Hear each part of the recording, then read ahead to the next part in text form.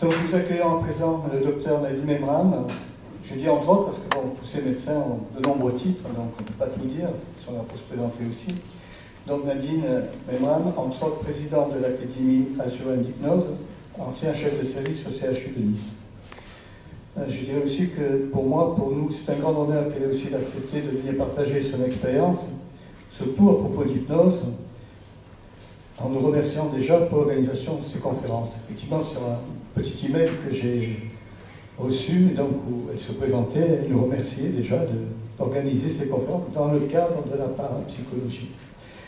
Alors pourquoi? Eh bien, tout simplement parce qu'à l'origine, notre association, le CEPI, pompeusement s'appelle Centre d'études parapsychologiques et des phénomènes expliqués, a débuté, il faut quand même être clair, au CHU, comme section de l'association culturelle.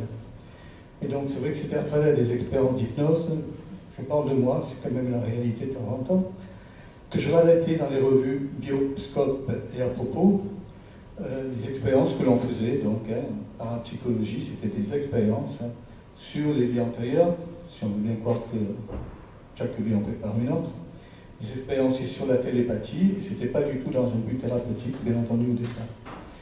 Mais cela m'avait permis déjà de comprendre qu'effectivement, en soulageant certaines personnes grâce à l'hypnose, que c'était à la fois un formidable outil thérapeutique, et je dirais vraiment la voie royale pour les recherches, je dirais aussi sur la spiritualité, la conscience, et aussi la parapsychologie, qu'on veut l'admettre ou non.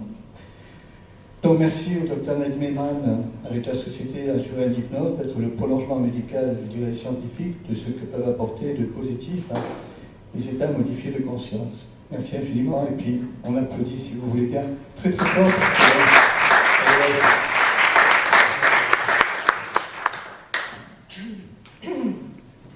Bon, écoutez, mesdames, messieurs, d'abord, bonjour.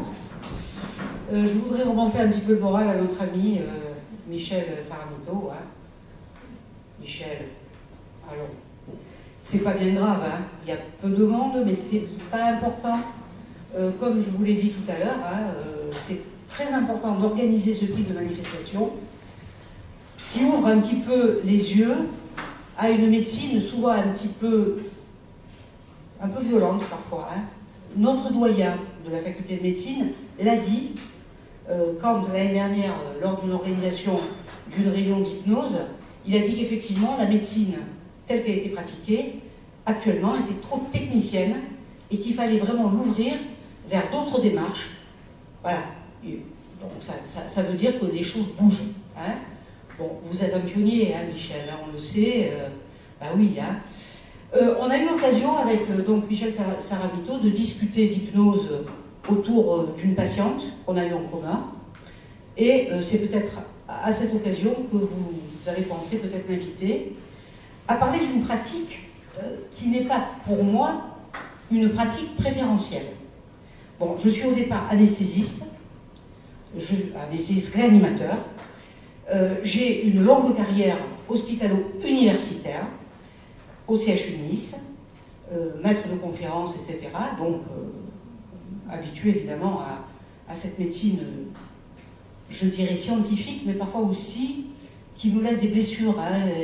Et c'est vrai que je me suis orientée vers les années 84, ça fait plus de une trentaine d'années, voyant des personnes, j'étais en neurochirurgie à l'époque, rentrer et sortir avec leur douleur, je me suis orientée vers la création de l'unité d'évaluation et de traitement de la douleur, qui est ensuite devenue un centre universitaire. Et je crois que ça a été déjà les premières marches vers une ouverture de conscience que la douleur, qui est un phénomène subjectif, pouvait être prise en charge différemment. Ça a été effectivement, comme je l'ai dit tout à l'heure, un peu le mélange de différentes, non pas croyances, mais de différentes orientations, puisque au département de douleur, dès les années 85-86, il y avait des collègues qui étaient rentrés, qui faisaient de l'homéopathie, de l'acupuncture. J'avais une infirmière sophrologue qui faisait du yoga. Et ça a vraiment ouvert beaucoup mon état d'esprit personnel. Bon, là-dessus, c'est vrai que l'hypnose dont on va parler aujourd'hui est venu, je pense, agrémenter encore un peu plus cet état d'esprit qui s'était déjà ouvert par l'évaluation et le traitement de la douleur et la médecine palliative. Alors, on va, et je souhaite vous parler aujourd'hui de ce qui représente le thème de ces journées, hein, c'est-à-dire le cancer, les soins de support et l'hypnose. Pour vous dire quoi? Pour vous parler d'abord d'un état des lieux. Hein, comme vous le voyez sur cette diapositive, il y a eu en 2000 un élément très important dans le milieu de la cancérologie, qui était le sommet mondial contre le cancer pour le nouveau millénaire. Ça se faisait pendant la présidence de Chirac. Avant 2000, les oncologues faisaient un peu chacun leur petite sauce. Hein. C'est-à-dire qu'un tel faisait telle procédure, un autre faisait une autre procédure. Il n'y avait absolument pas d'homogénéisation des pratiques en oncologie. À partir de 2000, le milieu de l'oncologie a commencé à travailler en homogénéisation des pratiques avec la création de ces fameuses RCP, réunions de concertation pluridisciplinaires. Ça a été déjà un début pour qu'on arrive à s'entendre entre praticiens s'occupant des cancéreux. Dans l'article 8 de cette charte de Paris, on a laissé une place pour l'amélioration de la qualité de vie des patients et l'objectif essentiel, donc en 2000, était qu'il fallait certes s'occuper des soins curatifs coordonnés dans le milieu de l'oncologie, mais également de s'occuper du bien-être physique, psychologique et social des patients. Alors, cette diapositive, pour vous montrer des choses que certains d'entre vous connaissent très bien, c'est-à-dire qu'en oncologie, vous avez des soins oncologiques spécifiques, où effectivement, grâce peut-être au RCP, les choses s'arrangent, on arrive à trouver des procédures qui tiennent la route. Et puis après, quand on a des métastases, quand l'état des patients s'aggrave, c'est plus des soins oncologiques spécifiques, ça devient des soins oncologiques avec en plus les soins de support. Soins donc supportifs que l'on peut appliquer évidemment à tous les stades de l'évolution d'un cancer et jusqu'à la fin de vie avec les soins palliatifs. Mais moi j'ai connu l'époque. J'ai connu cette époque où il y avait les soins palliatifs, il n'y avait que les soins palliatifs, et où les oncologues ne voulaient pas entendre parler des soins palliatifs, ça faisait peur aux patients, et donc ils ont voulu absolument mettre des soins de support pour les différencier et pousser les soins de support vis-à-vis de ces patients vraiment à la fin de la vie. Donc bagarre sociétale entre le supportif, le palliatif, etc. C'est toujours pareil, hein, chacun veut avoir sa petite influence sur le plan de la société et surtout récolter, on est là entre nous, hein, de l'argent pour faire avancer les choses. Chacun veut se servir avant tout. Alors, diapositive suivante.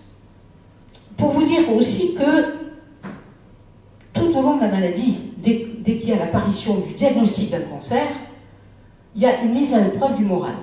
Et on sait que 50% des patients atteints de cancer décrivent des difficultés émotionnelles sous différentes formes: insomnie, anxiété, l'humeur triste, l'incertitude du futur, recherche de sens, besoin de soutien émotionnel et médical. On sait aussi, il y a beaucoup de troubles émotionnels, évidemment, mais on sait aussi, et je peux vous assurer qu'en 2015, ce n'est absolument pas évalué, il y a 5 à 15% de ces patients qui ont des dépressions majeures, et je peux vous assurer qu'actuellement, dans le milieu oncologique, ce n'est absolument pas évalué. On peut avoir des dépressions masquées et des personnes qui se laissent aller petit à petit. Bon, on a bien vu malheureusement ce qui vient d'arriver avec la catastrophe aérienne. Ces dépressions ne sont absolument pas diagnostiquées et le patient, en fait, va garder en lui énormément de souffrances non exprimées, ni verbalement, ni sur le plan de son faciès, ni sur le plan de sa famille, etc. Bon, moi, j'en reçois pour de la douleur, mais en fait, leur douleur, c'est de la dépression. Hein? Donc, il faut vraiment aller chercher et évaluer ces douleurs et traiter les patients de manière curative, voire préventive, soit avec une psychothérapie de soutien et de l'humanité autour de ces patients, soit même avec des médicaments, pourquoi pas. Alors, en oncologie, vous avez aussi les crises existentielles en oncologie. Donc, au niveau de la phase de diagnostic, il y a un questionnement. Vous savez que tout questionnement, c'est source de souffrance. Ce sont des patients qui souffrent. Au début du traitement, je pourrais en mourir. Après, il y a la rémission. Ah ouf, j'ai survécu, mais est-ce que je vais rechuter? Ensuite, quand on arrive aux métastases, etc., je risque de mourir, le patient est déprimé, est anxieux, et après, la phase terminale, je suis en train de mourir. Mais les personnes ne le disent pas. Enfin, moi, je sais que j'ai créé une association qui est la SPAM, Association pour les soins palliatifs Alpes-Maritimes. Ces personnes parlent de la mort aux bénévoles d'accompagnement, mais ils n'en parlent absolument pas, ni aux soignants, ni aux médecins qui les suivent. Bon, même, je dirais même que vis-à-vis de leur famille, ils n'en parlent pas non plus. Alors, au total, ce que je peux vous dire déjà, c'est que tout au long d'une pathologie cancéreuse ou d'une maladie chronique, il semble indispensable d'évaluer l'adaptabilité à tout ce cursus existentiel, et cela passe par un accompagnement, une communication, j'insiste sur communication, permettant de comprendre les ressentis. Les ressentis, c'est très important. Face à cela, beaucoup d'incongruences dans la communication avec les utilisations des mots, des phrases qui font peur. Les gens vont aller se faire les scanners, des PET scans, et puis de la biologie. Et vous avez toute cette kyrielle de personnes qui, avec des mots, ne s'adaptent pas à ces sujets, vont regarder les radios. Moi, je l'ai vécu, ça. Les biologistes, les allopathes. Bon. Donc, il y a un manque d'apprentissage de la communication verbale et non verbale, parce qu'il y a aussi des peurs. Les gens ont peur, les professionnels, hein, et ils vont, excusez-moi l'expression, foutre leur trouille aux patients et à la famille, et aggraver toute la prise en charge. Et moi, je le vis tous les jours. Hein. Les gens qui viennent parce qu'ils sont mal dans leur peau et ils sont effrayés, et bon, bah voilà. Hein. Avant, ils allaient chez le curé pour en parler, et là, malheureusement, il y a une perte de cette communication apaisante, si vous voulez. Alors, par exemple, je vous ai mis, c'est peut-être en petit là, mais bon, le genre de mots qui peuvent être dits, hein, des mots qu'il ne faut pas prononcer, hein, malheureusement. Voilà donc le docteur Z m'a demandé que vous passiez me voir pour des résultats de avec les hésitations, hein, de votre biopsie qu'il a faite l'autre jour. Et malheureusement, le test est inquiétant, tous ces mots-là qui arrivent, probablement une tumeur maligne dans la petite masse, il faut une opération, des ganglions, enfin, bref, on met des représentations extrêmement négatives avec des mots, ça va pas. Bon, il va falloir que, y compris chez les ambulanciers, leur apprendre à communiquer avec des personnes malades, fragilisées, et ne pas rajouter du mal au mal. Alors, donc les malades, eux, ils sentent qu'il y a quelque chose qui ne va pas. Et ils plaident pour une prise en charge globale. Et il y a eu effectivement le livre blanc des malades du cancer, avec des réseaux de malades qui ont pesé sur le plan cancer pour que des soins de support soient mis dans les stratégies thérapeutiques de la prise en charge du cancer. Et on a beaucoup parlé aussi du dispositif d'annonce. Sauf que ce dispositif d'annonce, c'est quoi? Vous avez par exemple le chirurgien qui suspecte un cancer. Et l'oncologue, alors on fait des radios, etc. Bon. Et il va y avoir une sous-traitance des mauvaises nouvelles vis-à-vis d'infirmières ou... bon sang. Pourquoi le chirurgien n'apprend pas à annoncer lui-même? C'est de la sous-traitance vis-à-vis de tiers avec un téléphone arabe qui va aller de personnel en personnel. Bon, voilà. Donc il faut que l'ensemble des personnes qui sont autour de ces patients apprennent, je ne veux pas parler d'un discours humaniste, mais apprennent à parler à ces personnes, prendre du temps, parce qu'il faut du temps aussi, pour digérer ces mauvaises nouvelles. Mais du temps, vous savez qu'il y en a de moins en moins. Hein. Alors voilà ce que je voulais vous montrer, cette diapositive, parce qu'elle est quand même parlante. Oui, il y a eu un plan cancer, des plans cancer, et voilà ce que ces plans ont amené.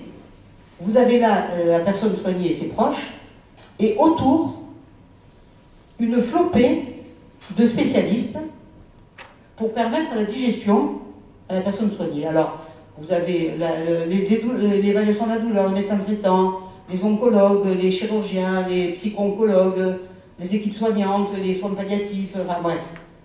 Donc on a une nuée, je dirais une foultitude de personnes, et on est tranquille, parce que bon, on a mis ce qu'il faut pour que ça se passe bien au niveau de l'oncologie. Mais les gens souffrent. Et ils n'ont pas ce qu'ils veulent en fait. De l'attention, voilà, bon, il faut s'occuper d'eux, ces personnes. Hein. Et voilà, et ces personnes, je peux vous assurer qu'elles sont en souffrance. Avant, il y avait les psys. Il y avait beaucoup de psys, de psychologues, surtout des psychiatres. Là, vous savez qu'il y en a de moins en moins des psychiatres. Il n'y en a même pas pour les patients qui ont besoin, qui ont des psychopathologies graves. Il y a de moins en moins de psys. Donc j'ai voulu vous apporter ces diapositives pour vous montrer qu'effectivement, si on pouvait sous-traiter la communication, parce qu'on ne sait pas faire, avec des psys ou des psychologues qui, a priori, eux, devraient savoir faire, ça serait très bien. Sauf que dans le milieu oncologique, vous avez ici donc une évaluation qui a été faite par la Société française de psycho-oncologie, qui date de 2013, hein. Dans les établissements qui s'occupent des patients en oncologie, 21% des établissements sont sans psychologue et sans psychiatre. Donc, beaucoup, il y a un bâtiment sur 5 qui n'en contient pas. Quand il y en a des psychologues et des psychiatres, ils sont peut-être en nombre suffisant, mais leur temps de présence dans l'établissement est très court. 0,5%, moins de mi-temps, 28% sont des mi-temps. Et certains d'entre eux, bon, on n'a pas des temps complets et on n'a pas un nombre suffisant dans ces structures. Quand il y en a, ils ont tous eu un apprentissage et une éducation psychanalytique. Vous voyez qu'ici, la formation psychanalytique, presque 60% des psys qui s'occupent de la psycho-oncologie et des psychologues ont une formation analytique. Très peu d'entre eux ont des pratiques thérapeutiques pour s'occuper sur le plan thérapeutique de ces patients. C'est-à-dire pratiquer des thérapies psychocorporelles, animer des groupes thérapeutiques, du cognitivo-comportementalisme ou à la limite faire de l'hypnose. Vous voyez? Bon, donc il y a un manque de qualification, je pense. Ils ne sont pas nombreux et ils ne sont pas qualifiés. À mon sens, ça, maintenant. Alors en définitive, ce que je pourrais dire là-dessus, c'est que accompagner des maladies graves ou des pathologies chroniques nécessite pour tous les acteurs de soins, souvent nombreux, comme on l'a vu tout à l'heure, autour des patients et de leurs familles, une communication adaptée, congruente, afin de ne pas rajouter de l'inquiétude dans un vécu déjà pénible. Donc, pour faire une sorte de généralisation, l'apprentissage de l'hypnose médicale et de la communication thérapeutique pourrait alors se révéler très utile.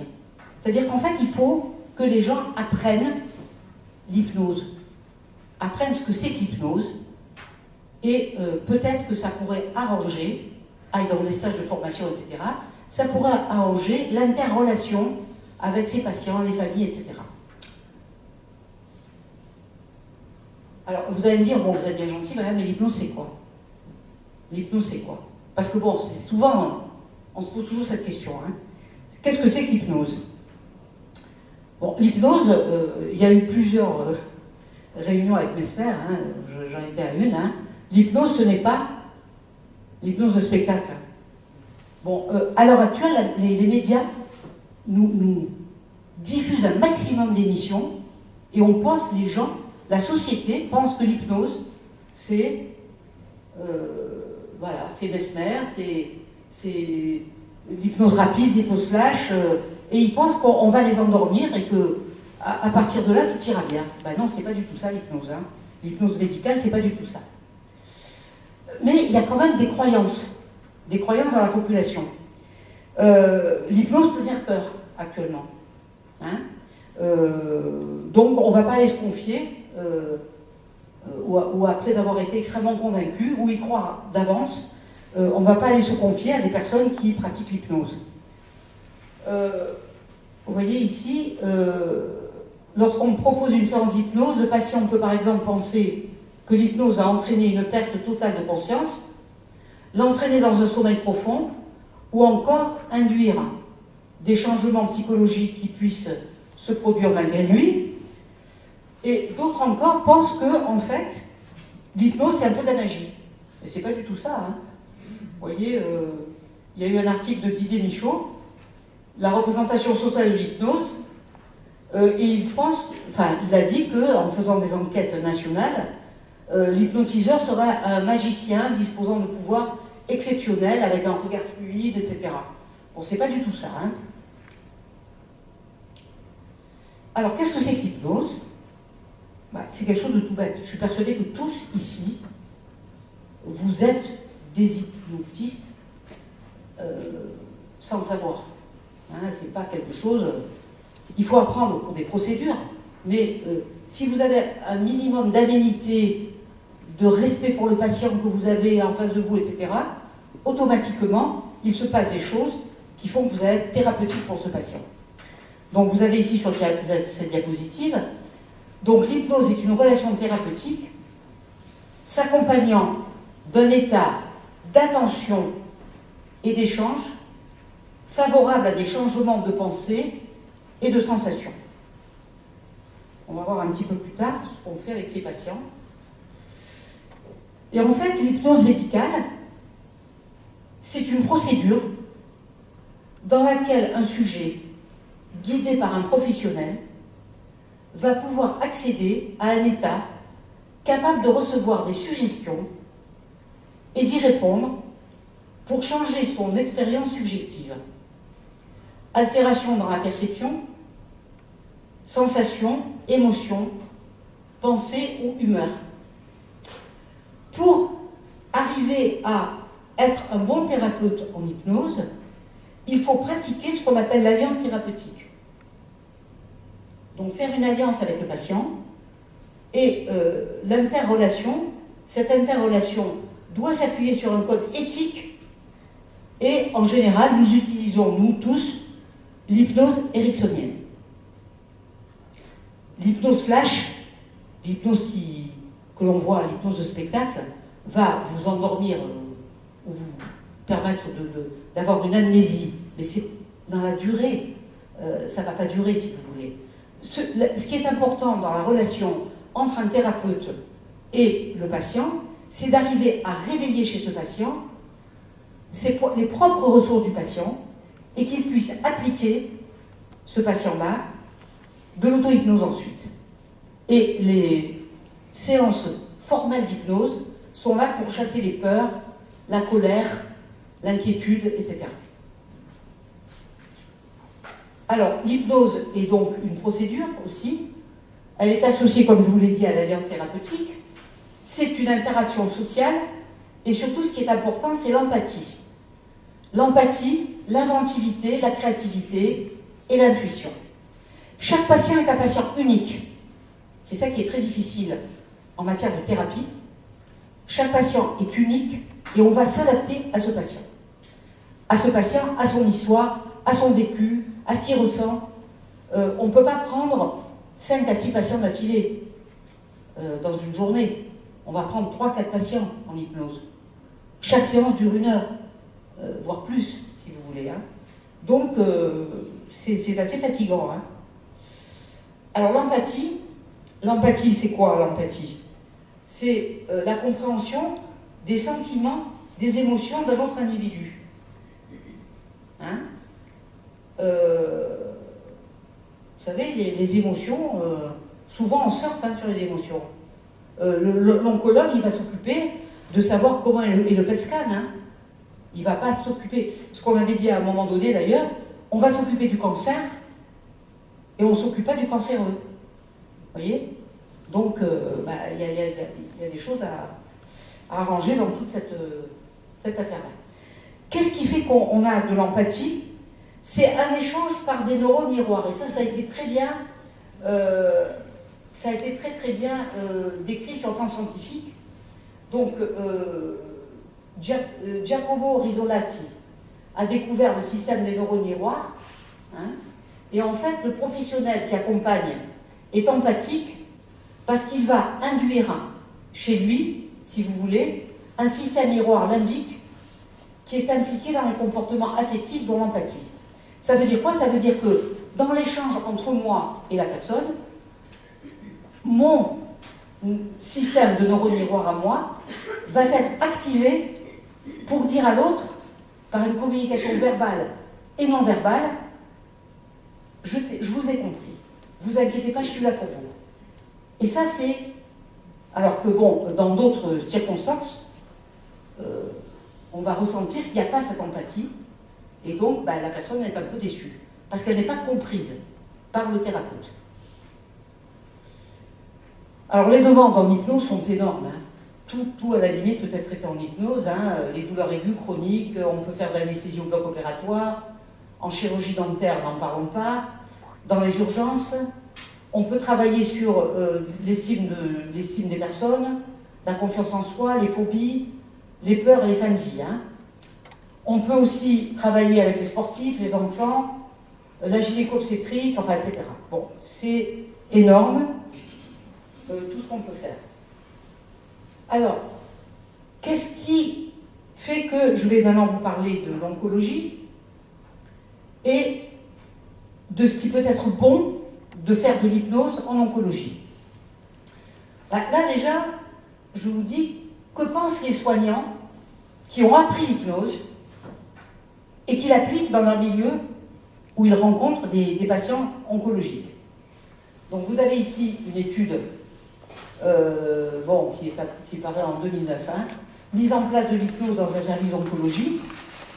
Donc les infirmières trouvent qu'une fois qu'on a mis en place l'hypnose dans ce service-là, c'est une bonne chose et ils veulent aller plus loin et être tous formés pour être plus à l'aise dans leur contact avec les patients. Vous avez ici donc une Belge qui a fait une communication en 2012 au Congrès de soins palliatifs de Strasbourg et elle dit que l'hypnose, c'est réellement une philosophie des soins palliatifs.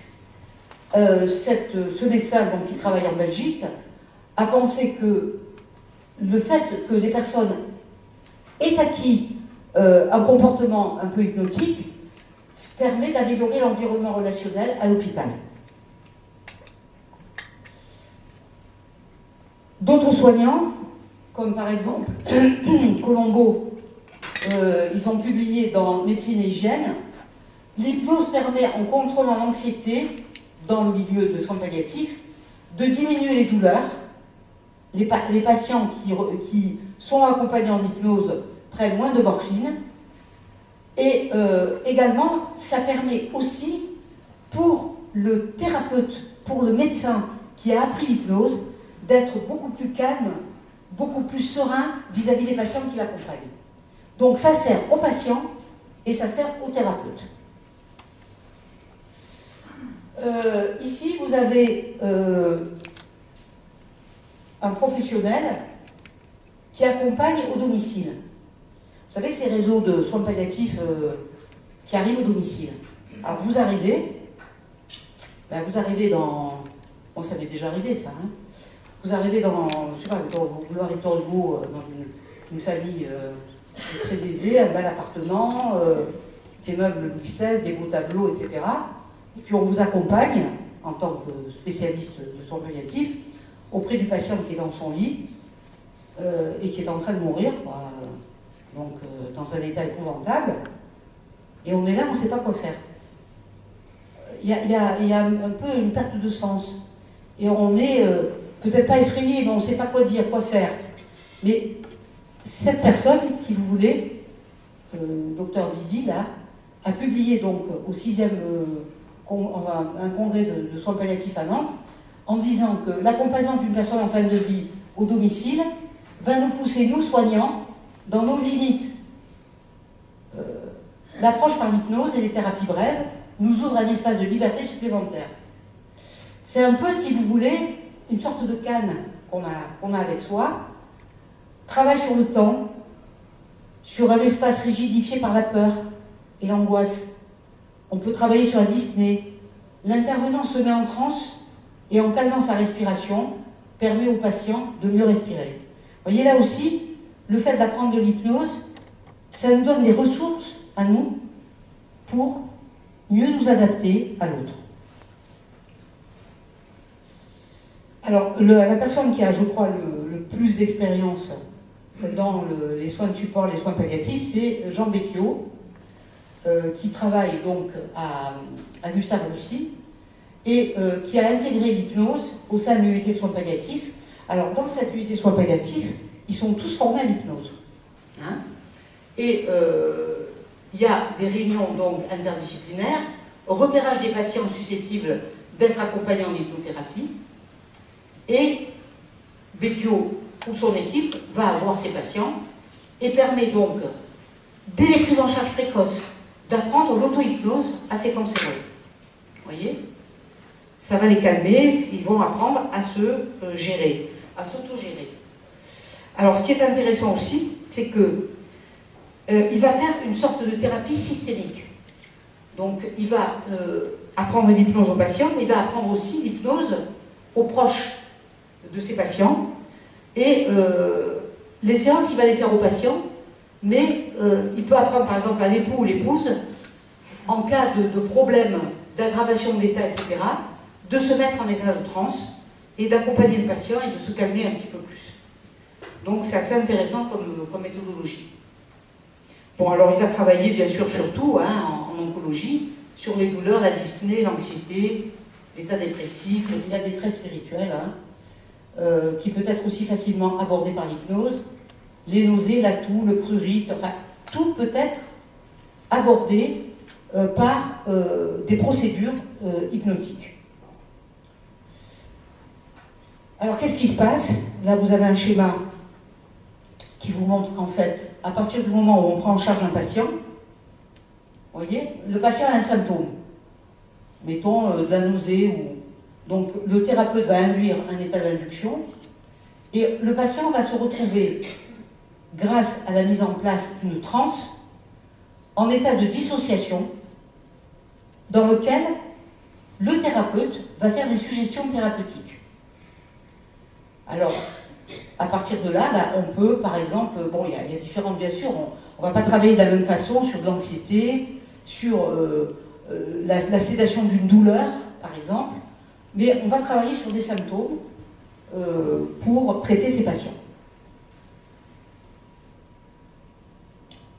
Alors, comment ça se passe sur un plan voilà. En fait, si vous voulez, ça marche une fois sur deux, ça. Bon, ça ne marche pas, mais c'est pas grave. Vous avez ça remarche. Vous avez, si vous voulez, une chose qui est très importante, que vous devez absolument savoir. c'est que l'hypnose, nous avons tous, en fait, une fonction hypnotique en nous, entre la pleine conscience et le sommeil profond, voire l'anesthésie générale et le coma. On a cette phase ici d'éveil, de veille restreinte, de somnolence, de sommeil léger. Et cette phase-là est une phase qui est physiologiquement présente chez tout le monde. Et si on ne l'a pas, et si on la perd, on est un petit peu en psychopathologie. Et il faut, quand on rencontre un thérapeute, retrouver cette phase, retrouver cette plasticité cérébrale qui est très importante et qui nous permet de nous restaurer. Tout le monde présente dans la journée des phases de restauration. On s'autorégule, vous voyez, de manière auto-permanente, si vous voulez. Et quand on a perdu ça, on est, et on le voit chez des personnes qui viennent nous rencontrer, qui sont, on dit, les agités du bulbe, vous savez, de façon un peu rigolote, hein, des gens qui sont en permanence très conscients, obsédés, qui veulent faire ça, qui sont agités, qui sont... Ben, ils ont perdu cette phase-là de restauration, d'auto-restauration, de thermostat, vous voyez, alors que quand certains d'entre eux, on leur dit d'aller vers l'art-thérapie, la musique, etc., ils peuvent retrouver ces phases de rêverie, ces phases d'auto-restauration. Et ça, franchement, j'ai été très contente. On fait un diplôme universitaire d'hypnose, et le professeur Châtel, qui est neurologue, est venu nous parler de ça. Bon, il connaît très bien le cerveau, évidemment, hein, en tant que neurologue, et il nous a dit, vraiment, il est persuadé, comment vous dire, une fonction essentielle dont on est en train de découvrir petit à petit, hein, mais qui est très importante chez les uns et chez les autres. Hein. On va peut-être en reparler au niveau des questions. Alors, une des questions qui se pose, bon, bah, quand on est en hypnose, comment le thérapeute sait que la personne est en hypnose? Bah, écoutez, il y a quand même des signes objectifs. Battement initial des paupières, après fermeture des yeux, une grande relaxation, une respiration calme, on salive, on déglutit, parfois il y a des larmoiements, et on peut ressentir des modifications de la température cutanée. Il y a des éléments subjectifs, lourdeur, légèreté, détachement vis-à-vis de l'entourage, prise de conscience de stimuli habituellement ignorés. Ce que je disais une fois en faisant une conférence un peu de ce type, les gens c'était le soir, c'était tard, les gens étaient fatigués, il y avait en face de moi des gens qui clignaient des yeux, qui avalaient, et je leur ai dit, bon, vous êtes tous en hypnose. Et c'est vrai, les gens étaient relaxés, ils étaient fatigués, et c'est vrai que ce sont des fonctions qu'on a régulièrement, quoi. Hein. On se met en hypnose pour se requinquer, comme dirait l'autre. Alors, dans le cadre des soins palliatifs, voilà, on peut dire qu'en soins palliatifs, le patient est spontanément dans un mode quasi-hypnotique. Généralement, il se retranche dans une bulle, avec une notion de monde réduit, induit par son immobilité corporelle. Voilà. Alors, dans ce cadre-là, dans le soin palliatif, ce qui est important, c'est d'être dans l'empathie, la capacité à partager les émotions de l'autre, sans confusion entre soi et l'autre.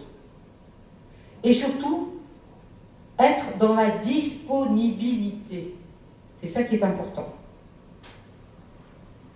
Alors, donc, ici, vous avez, toujours pareil, hein, les bénéfices de l'hypnose. L'aidant, c'est-à-dire l'hypnotiste, hein, se transforme en cothérapeute qui va pratiquer avec le patient l'hypnose. Rend actifs deux personnes, le patient et son cothérapeute. Leur donne un but commun et recrée et maintient le lien. Le patient est dans un processus de gravatisation difficile à investir pour l'aidant naturel. Donc, si vous voulez, ce qui est dit ici, c'est que Madame le docteur Witkowski, qui travaille en oncologie et soins palliatifs à Paris. Elle dit qu'effectivement, quand on fait soi-même de l'hypnose en tant que thérapeute, on va pouvoir aider tous les aidants naturels qui apprennent l'hypnose à se transformer en co-thérapeute pour que quand le thérapeute n'est pas là, l'aidant puisse aider le patient qui fait lui aussi de l'auto-hypnose. Vous voyez, ça permet de passer des caps, de franchir des étapes et d'être un peu plus serein dans une situation qui est quand même toujours difficile. Hein. Alors je crois que vous connaissez tous Elisabeth Kübler-Ross, hein. Donc elle a décrit les stades hein, en fin de vie, hein, déni, colère, marchandage, dépression, acceptation. Ceci pour vous dire que, pour parler un petit peu de procédure technique, là on est dans la technique hypnotique, il y a eu des études qui ont été faites et publiées hein, sur effectivement Marcus hein, des États-Unis hein, en 2003. Dans le cas des soins palliatifs, l'hypnose intervient pour résoudre des crises selon un modèle ou matrice en 4 stades. Donc, stade 1, c'est l'annonce du diagnostic. Donc, à ce stade, l'hypnose, et c'est de la technique, hein, permet donc de faire une distorsion du temps et de permettre au patient d'apprendre l'auto-hypnose de manière intensive. En fait, dans le cadre de la mauvaise nouvelle, le patient va venir à l'école pour apprendre l'auto-hypnose. Alors on va lui dire, pour vous permettre de mieux gérer le futur, hein, on ne va pas lui dire comme ça peut-être, vous allez apprendre l'auto-hypnose. Et ça va aussi l'occuper, je pense. Hein. Deuxième phase, donc phase de transition. Donc survient après la phase de déni. C'est une phase d'émotion très forte, de désespoir, d'isolation, avec possibilité de rejet du système de soins. Et il y a même des risques de suicide. Donc l'objectif à cette phase est d'amener le soutien psychosocial maximal, avec pour l'hypnose l'exploration des ressentis, des émotions, la gestion du stress. Alors après, au moment d'acceptation, donc il s'agit d'un processus durant lequel l'accompagnant en hypnose doit se limiter à préconiser l'auto-hypnose. C'est-à-dire, ce que je veux dire par ce que je vous présente là, c'est pas parce qu'on connaît l'hypnose qu'il faut aller en permanence se coller et essayer de faire travailler les personnes. Il faut s'adapter à la phase dans laquelle est le patient et avoir assez de finesse pour qu'on va s'adapter, faire de l'hypnose, ne pas faire de l'hypnose, apprendre l'auto-hypnose. Bah, c'est plus fin que de connaître l'hypnose et d'arriver avec sa petite mallette, ses scripts et appliquer des techniques qui certes sont intéressantes, mais qui peuvent tomber à côté, vous voyez, avec une perte d'humanisme à ce moment-là. Alors, je vais presque en finir là. Hein. Vous avez ici, donc, à Nice, un enseignement académique qui a été mis en place en 2014-2015 à la faculté de médecine de Nice. Donc, un diplôme d'université, non sans difficulté, mais qui a été mis en place.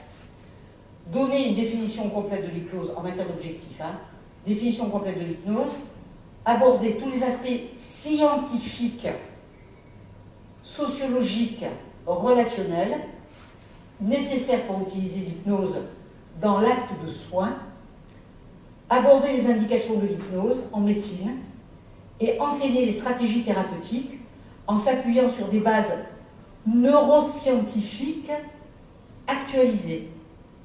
On ne peut pas se permettre de faire des enseignements bidons à la faculté de médecine.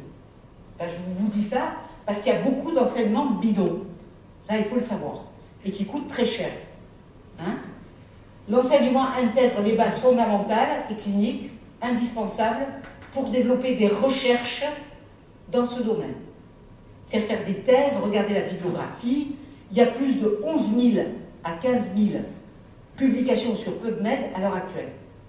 Donc, c'est quand même un domaine scientifiquement prouvé, que ce soit sur les IRM fonctionnels, etc. L'hypnose, c'est quelque chose qui... c'est pas un statut parallèle complet, quoi. Je veux dire, c'est... L'hypnose médicale, c'est important, mais il faut l'apprendre, l'appliquer, le connaître, et l'appliquer à bon escient avec une éthique. aussi. Hein. Alors, ça c'est pour vous montrer un petit peu ce qui se passe. L'objectif complémentaire du DU médical à Nice, donc l'hypnoanalgésie, l'effet de l'hypnose sur la douleur aiguë, pratique de l'hypnose dans les douleurs chroniques, les migraines, les céphalées, les algies viscérales. À l'heure actuelle, il y a une étude de recherche qui est faite entre les gastro-entérologues de l'Archer et notre académie d'hypnose sur les douleurs viscérales, hein, les algies viscérales, les lombalgies, les neuropathies, etc., les colopathies. Il y a des enseignements pratiques aussi. Les cours théoriques sont entrecoupés de démonstrations, d'exercices pratiques, d'exposés de cas cliniques, permettant la compréhension du phénomène hypnotique, de ses modalités d'application et de ses indications. Donc c'est très important d'apprendre la théorie, c'est très important en formation académique et en formation correcte d'apprendre la pratique aussi. Il faut, on est dans des travaux dirigés, hein, et c'est pas n'importe quoi. Alors, en France, si vous voulez, il y a de nombreuses formations, qu'elles soient initiales, perfectionnement, supervision, dispensées par des structures associatives. Donc, certaines ont le label de la Confédération française d'hypnose et de thérapie brève. Donc, c'est la CFHTB qui organise en août à Paris le 20e congrès international d'hypnose. Voilà. Moi, je vais d'ailleurs publier dans ce congrès. Alors, vous parlez maintenant, pour terminer, de l'Académie azurienne d'hypnose. Donc, c'est une association qui a été créée en décembre 2013 pour fédérer la pratique médicale de l'hypnose dans le département des Alpes-Maritimes. L'association rassemble des membres actifs et des membres associés qui militent pour le développement de l'hypnose et de la communication thérapeutique dans les actes de soins. Donc, on fait des réunions physiques, on échange des pratiques, un peu comme des groupes Balint, on analyse des données scientifiques et on diligente des recherches et on organise des événements, des congrès. Au mois de juin, j'ai apporté quelques plaquettes, hein, il y a un congrès qui va se passer à la faculté de médecine aussi, un congrès sur l'hypnose il y a des ateliers, enfin, il y a donc de la théorie et de la pratique dans ce congrès au mois de juin. Si ça vous intéresse, je vous passerai les plaquettes. Alors, l'Académie azurienne d'hypnose, si vous voulez, est au 21 avenue Aubert, à Nice. Et je voudrais terminer là-dessus parce que ça me paraît très important. Et il y a des choses qui m'ont choquée dans mon milieu professionnel. Des personnes croient à l'hypnose, ont des cancers. Et trouver des personnes qui font de l'hypnose, il n'y en a pas beaucoup. Et je vous raconte ce petit épisode qui m'a choquée. J'étais à Mougins, donc médecin de la douleur. Je reçois donc une patiente qui avait un gros bras. Un cancer avec un gros bras. Et elle faisait de l'hypnose avec quelqu'un qui s'était installé à Grasse. Et cette personne, installée à Grasse, en fait, était là de manière provisoire et devait partir dans le Var. Et je reçois cette personne, je donne un traitement morphinique, elle en avait besoin, et je lui dis, elle était très stressée, je lui dis, vous savez, vous devriez être suivi par quelqu'un qui fait de l'hypnose. Je ne pensais pas du tout à moi d'ailleurs, hein. À l'époque, bon, je ne rentrais pas trop là-dedans. Elle me dit, non, mais j'ai quelqu'un qui est très bien, mais pour continuer mes séances avec elle, elle est du côté de Toulon, et elle s'apprêtait à partir à Toulon avec son gros bras. Elle me dit, mais je ne sais pas si je pourrais conduire et tout.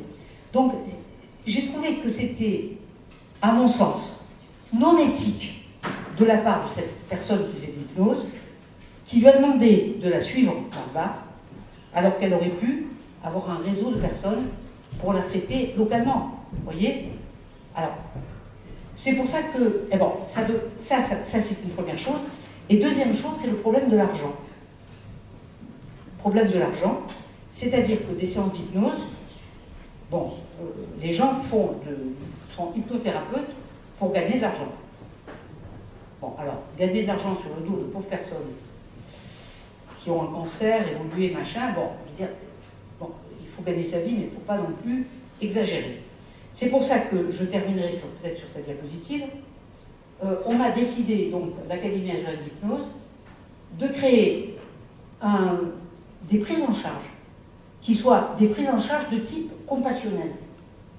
Compassionnel, ça veut dire que l'association reçoit des personnes, un peu comme dans la médecine du monde, etc., qui auraient besoin de séances d'hypnose, mais à un coût, à très très bas coût, quoi. Il faut qu'elle donne un petit peu quelque chose, vous voyez, mais ça correspond plus à ma propre éthique, vous voyez. Bon, alors, tout n'est pas fait comme ça. Quand on peut payer, on paye. Mais quand on est, bon, cancéreux, machin, truc, permettre quelques séances pour apprendre l'auto-hypnose, j'estime que ça fait partie, encore heureusement maintenant, de notre, je veux dire, orientation éthique et déontologique. Voilà, en guise de conclusion, l'hypnose est une méthode qui n'est ni nouvelle ni magique. Elle possède simplement la particularité d'établir un lien étroit entre les données psychiques et psychiques dans une perspective globale d'accompagnement. Elle mobilise les ressources internes de celui qui en bénéficie et permet au patient de réinvestir son corps et l'aide ainsi à mieux prendre place dans la situation qui est la sienne. Voilà, je vous remercie.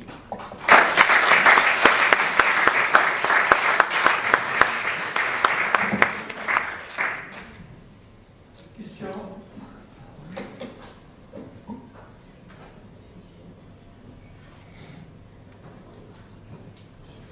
Avez-vous des questions? J'espère plus. Sur micro. Oui. Est-ce qu'on fait de l'hypnose chez les enfants? Très bien. Les enfants ont une imagination extraordinaire et débordante. Il est très très facile d'induire chez eux un état hypnotique. D'ailleurs, à l'Enval, il y a une structure autour de la douleur, des douleurs viscérales, etc. Il y a donc une structure qui est mise en place et ils font de l'hypnose en groupe. C'est extrêmement sérieux. Ce sont des infirmières qui pratiquent. Avant, il y avait le docteur Alberge qui a monté un peu tout ce système. Et oui, c'est tout à fait intéressant. Alors après, quel type d'enfant il faut un peu évaluer aussi. Hein. Hypnose pourquoi bon, mais ça marche très très bien, oui, pour le pipi au lit, pour beaucoup de choses. Hein, oui. Vous aviez un cas précis? C'est une personne qui fait qui est manip radio et qui voudrait, dans certains cas, pour les enfants, c'est difficile de faire des radios et elle me demandait si c'est possible. Accompagner, oui. Alors, elle voudrait elle voudrait apprendre pour accompagner les enfants qui viennent à la radio. Oui, pour pouvoir faire des radios à des enfants. C'est ce que je vous disais tout à l'heure. Hypnose pour tous, dans l'acte de soin. Il faut apprendre. Il y a quelques petites techniques qui sont des formes, actions. Donc, elle va prendre, si elle fait une formation, elle va prendre une culture générale de ce qu'est l'hypnose, etc. Et après, elle pourra appliquer à sa pratique à elle, très particulière, des techniques pour sa pratique. Mais déjà, ça pourra la calmer elle-même. Vous voyez ce que je vous disais tout à l'heure pour le cancer? Vous voyez, c'est très important. Mais les enfants partent très, très, très facilement. On peut leur faire des bulles, il y a des bulles magiques, il y a orienter sa pensée sur une main, sur le corps, enfin, la distraction. Ça peut tout à fait se faire. Merci. Le diplôme d'hypnose est ouvert à tout le monde. Alors, le diplôme d'hypnose c'est un diplôme universitaire d'hypnose médicale. Donc, à l'heure actuelle, on a des chefs de service qui commencent à s'intéresser à ça, etc.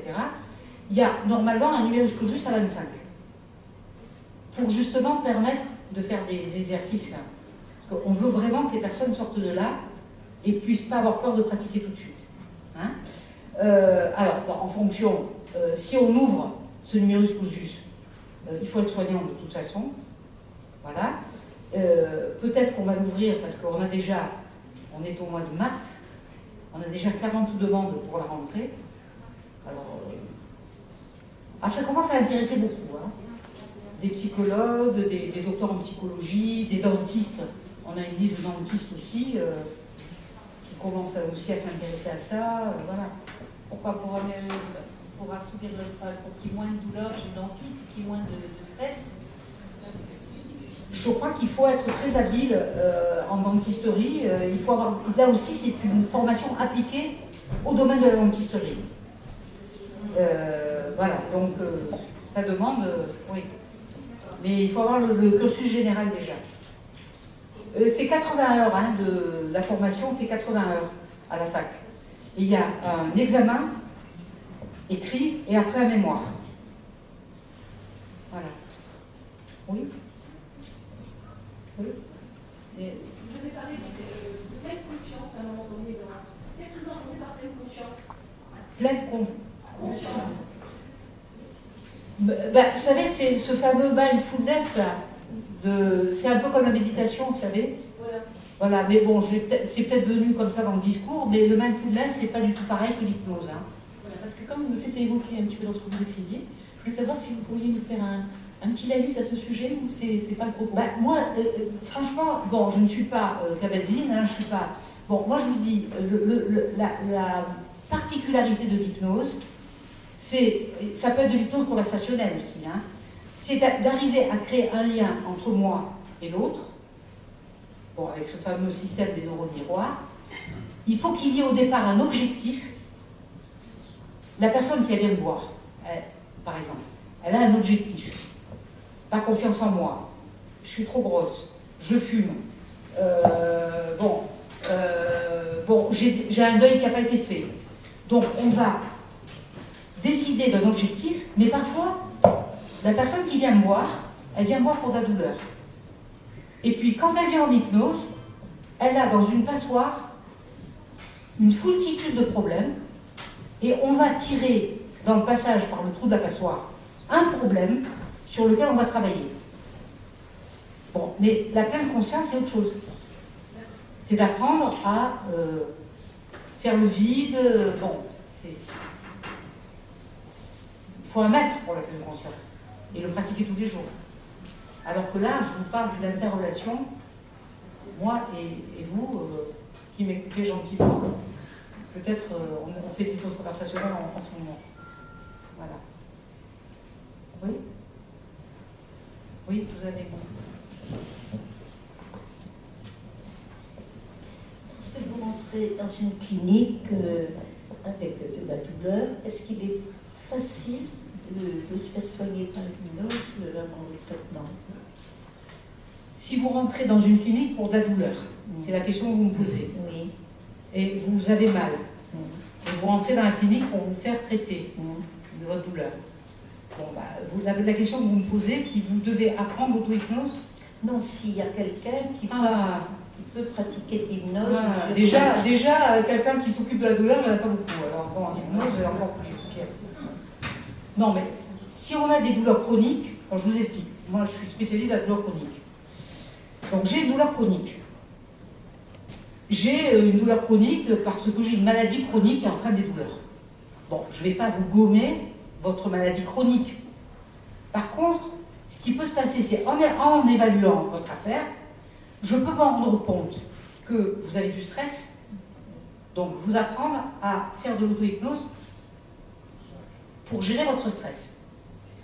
Je peux vous apprendre à vous pouvez avoir de la colère en vous, de la frustration, là-haut. Oui, ça m'est arrivé, pourquoi moi, nanani. Ça tourbillonne là-dedans. Vous voyez? Donc on peut ensemble essayer de vous montrer que vous avez un parasitage qui va aggraver votre douleur. Et puis, je peux vous donner quelques conseils pour faire autre chose que de penser en permanence à votre douleur. Et on peut vous visiter Me visiter, vous pouvez toujours me visiter. C'est avec plaisir. Non, je vous explique. Bon, j'ai pris ma retraite de l'hôpital en 2007. Bon, j'avais créé la structure douleur à l'hôpital, étant anesthésiste avant. Et je me suis rendu compte, j'avais envie de continuer à travailler, quoi. je me suis rendu compte qu'il fallait que je m'installe en libéral. Je me suis installée à Mougins pour m'éloigner beaucoup du centre d'hôpital Pasteur où je vis, par correction vis-à-vis de mes collègues. Hein. Donc et maintenant, je suis à Cannes-sur-Mer, autour de la clinique Saint-Jean, donc voilà, le jeudi, et puis les 2 autres jours, je suis à la clinique du Parc Impérial. Oui, vous pouvez toujours venir me voir, il n'y a pas de problème. Voilà. Ça sera avec plaisir, madame, si je peux vous aider.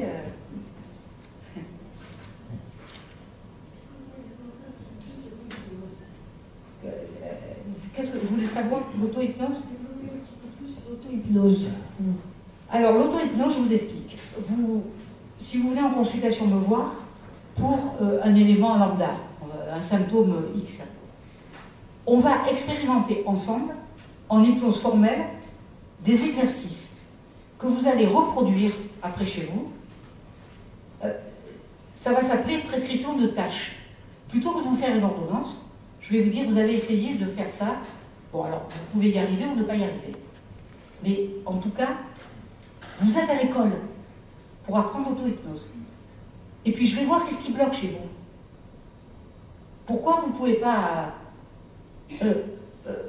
L'autre jour, j'ai eu une patiente, elle ne peut pas s'arrêter, mais elle a une machine à laver dans la tête. Bon, pourquoi elle a une machine à laver dans la tête? Bon, ben, des fois, il y a du temps. Hein. Bon, elle a eu, il y a des antécédents, il y a des trucs.